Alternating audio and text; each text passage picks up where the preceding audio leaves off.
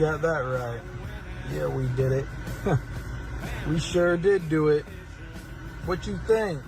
What you think we do when we take y'all young men camping with us?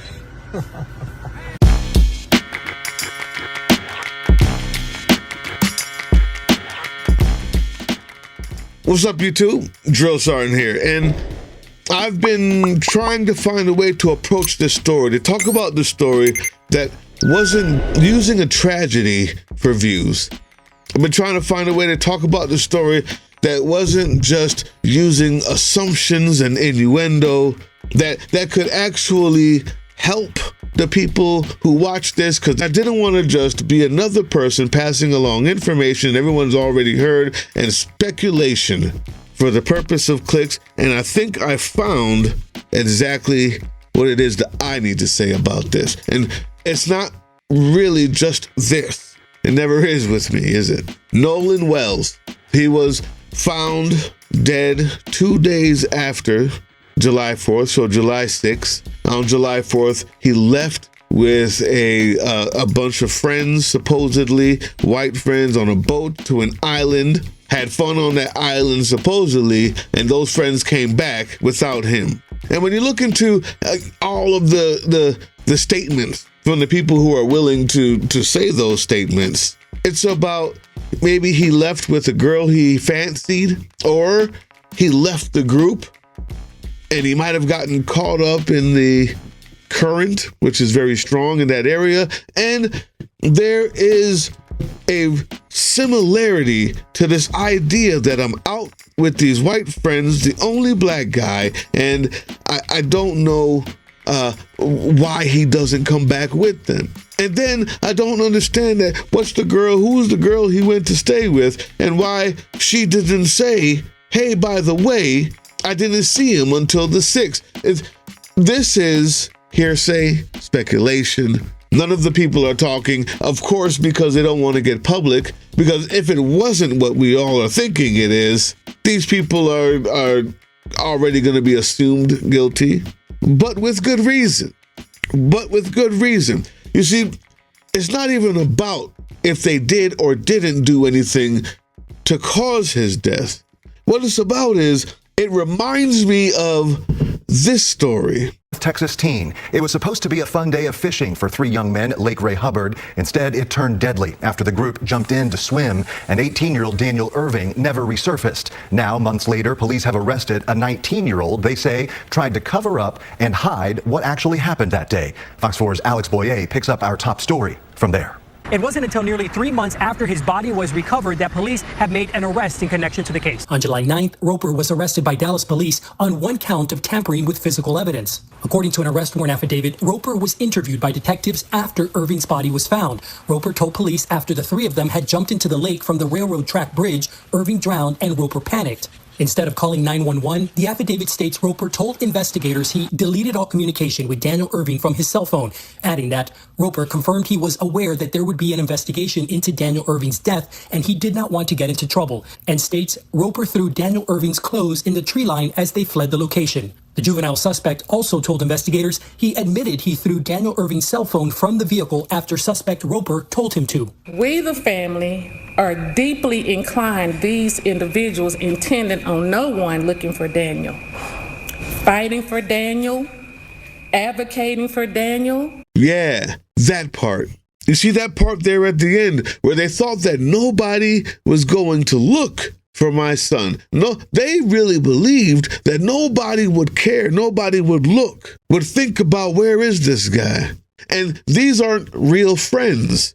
This is what is so disheartening to black parents everywhere. You try to give a chance to somebody and you realize that your real friends would be so distraught that you were gone that they would tell everybody. But these guys think about, well, what would it look like for me? You know who thinks that way? Callous, selfish juveniles who don't have much wrapped up in you, who aren't really feeling you that much. Because it's hard to look at a phone of someone who died right next to you and throw it out the window. But more importantly, it's the idea that you thought really no one was going to even look. It's not that important to you. Now, That's where I want to get in on this story. I don't have more facts than anybody else. What we're going to do is listen to the reason why I think stories like these two are important. Daniel Irving and Nolan Wells are going to be the framing tool for something that I think is well overdue. Let's watch this racist piece of shit talk first, and then I'm going to find a lot of joy in breaking it down piece by piece. So maybe the context of a story like this can bring deeper meaning than the facts that we just don't have yet. Check this out. Yeah, you got that right. Yeah, we did it. We sure did do it. What you think? What you think we do when we take y'all young men camping with us? We know them boys don't know how to swim. Yeah. We throw them in that water. We say, swim, boy, swim. Whoa, learn how to swim, boy. You can't do it. You can't do it, boy. Y'all ain't ever going to learn how to swim. Yeah. Yeah, they did it. Them boys did it. This is a damn tradition for us. Yeah. This is a tradition. We take you boys out in the woods. We throw you in the swamp. We throw you in the creek. We throw you in the springs and rivers. Yeah, we throw you in the oceans. Y'all can't do a damn thing. Y'all be in there splashing and screaming, I can't swim. I can't swim. Oh, hell no.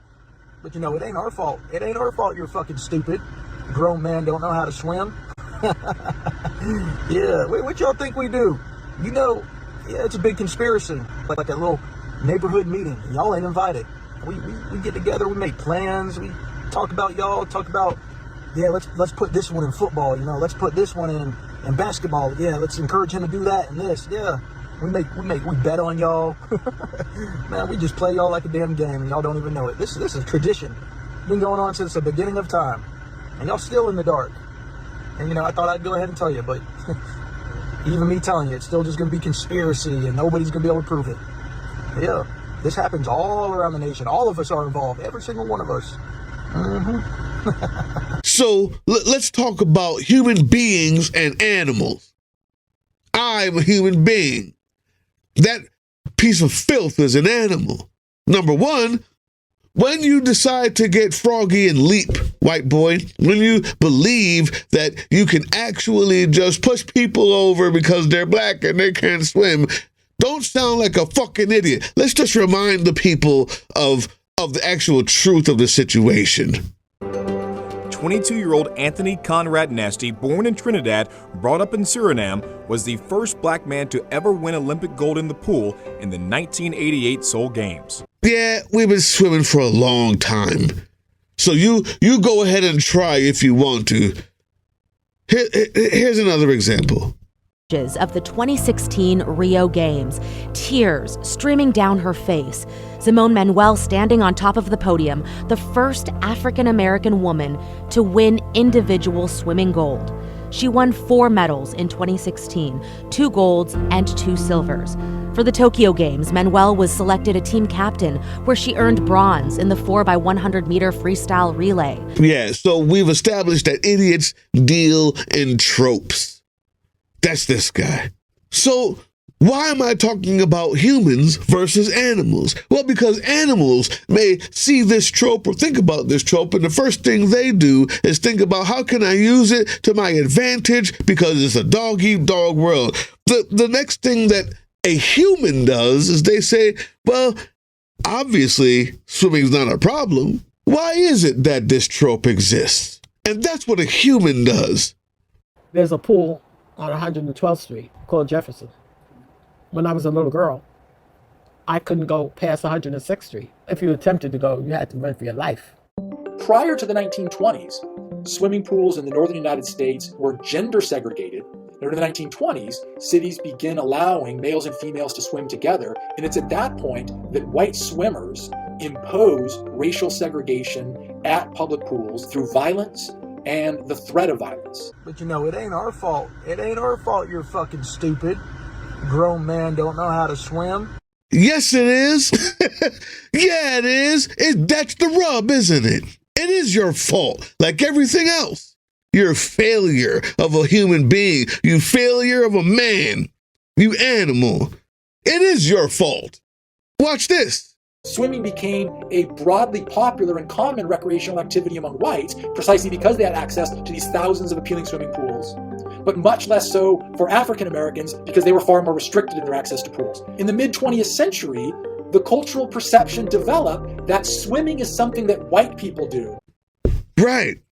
This is what inferior people have to do in order to feel strong.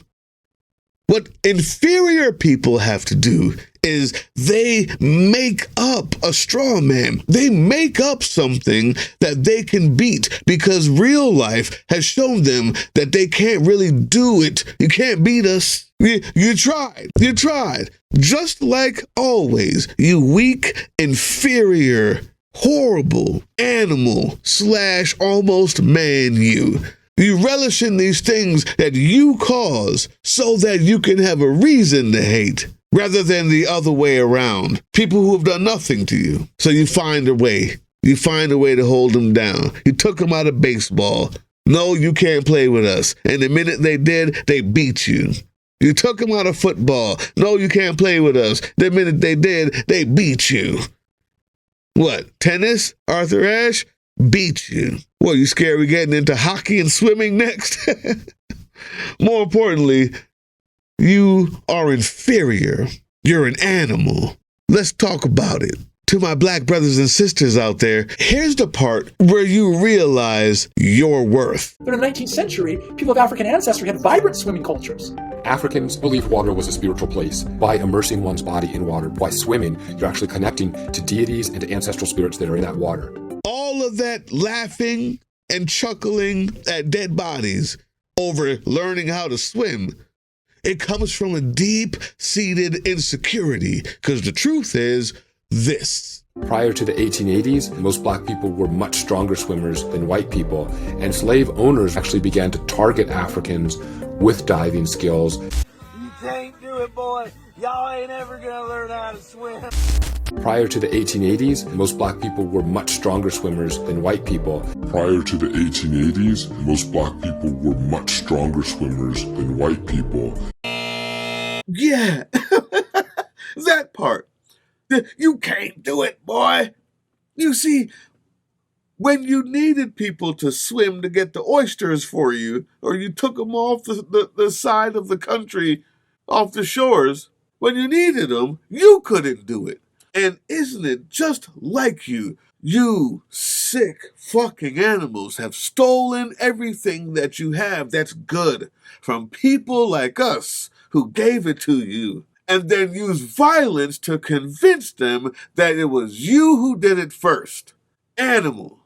Humans find out what you can do and learn, and are happy for the chance to do so. Not animals like you. Yeah, they're Taylor. Yeah, they're Parker. As we look through the history and as we talk about this part of the story, Parker over there doesn't have a black best friend. Dylan's best friend is violence. Right? Yeah, they did it. Them boys did it. This is a damn tradition for us. Yeah, this is a tradition. We take you boys out in the woods. We throw you in the swamp. We throw you in the creek. We throw you in the springs and rivers. Yeah, we throw you in the oceans. Y'all can't do a damn thing. Y'all be in there splashing and screaming, I can't swim, I can't swim. Oh, Oh, hell no. That's called projection. That there is called weakness disguised as projection, just like an animal puffs up his fur. Unfortunately, this is the truth. Fast forward to the 1940s, 50s, and 60s, systemic racism starts to take hold in the United States. Many public pools and beaches were segregated, either legally or out of fear that fights would break out between black and white swimmers. However, this unjust treatment didn't occur without resistance. On June 18, 1964, a group of black and white activists jumped into the Monson Motor Lodge's segregated pool in St. Augustine, Florida. The infuriated white motel manager dumped acid into the pool to force the protesters out. This swim-in made international headlines and contributed to the passage of the Civil Rights Act of 1964. In the coming years, many public pools chose to close rather than desegregate, and the pools that did not stay open were often the scene of harassment or violence when black people tried to go for a swim. These clashes caused a boom in the construction of private, white-only pools in high-income neighborhoods. Swimming became a privilege. Oh, hell no. Say it ain't so, Timmy. Bryant, Parker, Eric, say it ain't so, guys. Are you telling me that you mean to tell me that you are so insecure, that you are so little peckered that the only way to stroke your own ego, the only way to feel that you are equal amongst folks is if you can exclude black people from it? That's gotta suck. That has to hurt.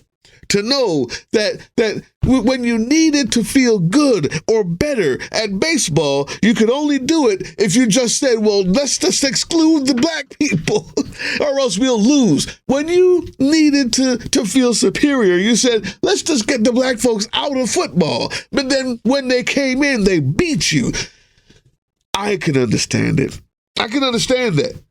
You want to look good in front of your girlfriend. You don't pull up next to the guy who can bench press more than you, run faster than you, and swim longer than you. So you just exclude us? Say it ain't so, Parker. Tyler, is this how you deal with your inadequacies? Yeah, what y'all think we do? You know, yeah, it's a big conspiracy. You know, every 6 months this skin tone, we all get together in our neighborhoods and we have like a little neighborhood meeting. And y'all ain't invited. We get together, we make plans, we talk about y'all, yeah, let's put this one in football, let's put this one in basketball. Yeah, let's encourage him to do that and this. Yeah. We bet on y'all. Man, we just play y'all like a damn game and y'all don't even know it. This is a tradition. Been going on since the beginning of time. And y'all still in the dark. And I thought I'd go ahead and tell you, but even me telling you, it's still just gonna be conspiracy and nobody's gonna be able to prove it. Yeah. This happens all around the nation. All of us are involved. Every single one of us. Mm-hmm. Yeah, obviously. Number one, let's just start with the fact that they don't have weekly meetings, monthly meetings. That's just a tactic to ensure that he can have plausible deniability while he's talking about all this. Number two, if he's ever done any of that stuff, he wouldn't be talking about it on Instagram. Number three, it brings me to the point that besides the bluster, besides the, oh, look how scary I am, oh, we're all against you, you guys have to be smart enough to know that is just him playing games like a child. But it brings us to the point of humans versus animals. You see, a human like myself, maybe like you see the statistics of black people drowning. You hear the stereotypes, the tropes of black people can't swim. And then you hear about Nolan Wells and you hear about Daniel Irving. And when you, as a human being, put two and two together, you say, number one, these white folks really believe that no one's going to look for them. Most of these stories sound implausible. But I would be irresponsible to come on here with especially this new one, Nolan Wells, and have any sort of authority in my take. Nobody knows anything yet. It's taking too long. It's very weird. And none of the white people there do what I think friends would have done if they knew that their friend was missing. But that's a human take. Another human take is, in light of all of this, these stories can actually do something to help people, because now I'm hearing those numbers. How many drownings happen to black kids? And I don't know why. When I hear those numbers about how many of them can't swim, and I research why, because I'm not a racist, so therefore, when I hear something different about a group of people, my first question is why? It isn't, I told you so. That's the racist response. Anytime you hear anything about a group of people, and even if it's about white people, if your first question isn't why, then that means you're just this close to being a racist or a phobe of whatever that group is. Get it? Black people do worse in this thing. Why? Why? Let's look it up. White people have done the most egregious bullshit to black people forever. Why? Why? Are they devils? I don't think so. I think I have quite a few theories. There's the dual hemisphere theory, and that's not what I'm talking about. I'm not going to go into that. But if you don't ask why, that means you believe that humans can just be separated by color or whatever that thing is. So when I ask why, like a human does, that's the human response. Because once you find out why, you realize, how can I better my community? How can I help? How can I be a addition to the people who watch me? What an animal does is open his mouth and bite you the minute he finds out that he can. What an animal does is realize that when they see numbers or they hear tropes about who can or can't swim, they find out, how can I jump on it? How can I use it for the frivolous fun of degrading, even murder? Yeah, that's what animals do. So I'm glad that I took this long to make this video so I can be a human about the stories and the numbers that we're hearing and show you this. One that's doing some amazing work. Meet Tank Proof. Based in Baton Rouge, Louisiana, Tank Proof strives to empower the Black community by providing access and equality in aquatics.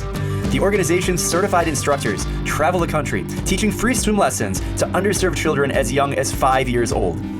How y'all doing? Torrance Thomas here. Thurman Thomas here. We're co-founders of Tank Proof. First of all, thank you so much for your time. Shout out to My Swim Pro for this awesome opportunity. We're going to tell you a little bit about our story. So Tank Proof is a nonprofit organization that gives swimming lessons and food security to kids who need it most. Tamika Bostic is trying something new. The 42-year-old is taking swim lessons for the first time. I grew up in New York City Housing Authority, so we really didn't have that much access to pools. Bostic also wants her 2 daughters to feel safe in the water. It is a basic life skill that everybody needs to have. You know, there is a stigma, Black people can't swim. Paulana Laminier has been hard at work since 2020 trying to change that. With her side hustle turned not-for-profit, Black People Will Swim. The second lane over there. Black children are 5 times more likely to drown compared to our counterparts, and 6 out of 10 Black kids don't know how to swim. And so this is where Black People Will Swim comes into play, ensuring that we're bringing that number down to 0. Are you a human being? I don't have all the answers. I don't. I don't have any more information about what happened to Nolan Wells. I have the same questions you do. And I think we need to all be looking into it as often as possible. But at some point, are you a human being? Because if you are, when you hear things like this, the impulse, of course, anger, frustration, the history of white people doing what they did to Daniel Irving and beyond, and what this guy says about it happening everywhere is the only true thing that he did say. Are you a human being? Because if you are, your next response should be, needs to be, train yourself to be, how can I help? How can I fix this? What do I need to do to make my species, my race, my community, my country, my people, my brothers, and my friends better? If that's you, I bet you that there's a lot of people who could use some swimming lessons in neighborhoods where the pools no longer exist. Look into it. That's the human response. The time to fight is now. Hey, yeah, you. Before you click away to watch someone unbox a tactical toothbrush, let's talk about something real. Political Drain isn't just another content mill. We're a digital front in a very real war. Not with bullets, but with ideas, with action, and with solidarity. We pair urgent news with critical education. And we build community around actual resistance, not the hashtag kind. the kind that moves. But here's the thing. None of this is free. It isn't. Behind every video is time, labor, research, and some weird guy asking if we're going to pay the hosting bill. And yeah, some of that money goes to things we can't necessarily say out loud. If you know, you know. Let's just say our special ops aren't Call of Duty LARPers. They're people making real moves to protect, uplift, and organize. You're not just funding a channel. You're funding a resistance network in a world where capital still calls the shots. Unfortunately, in a system built on artificial scarcity, even mutual aid has a price tag. And if we want to grow, if we want to win, we need your help. We need your help. So if you've got even a few bucks to spare, toss it our way. It's not for ads, it's not for merch drops, but for people making moves in the shadows so others can do it in the light. It's just us and you. So fund the mission, fund the fight, fund the future, because nobody's coming to save us. We save each other. That's how this works.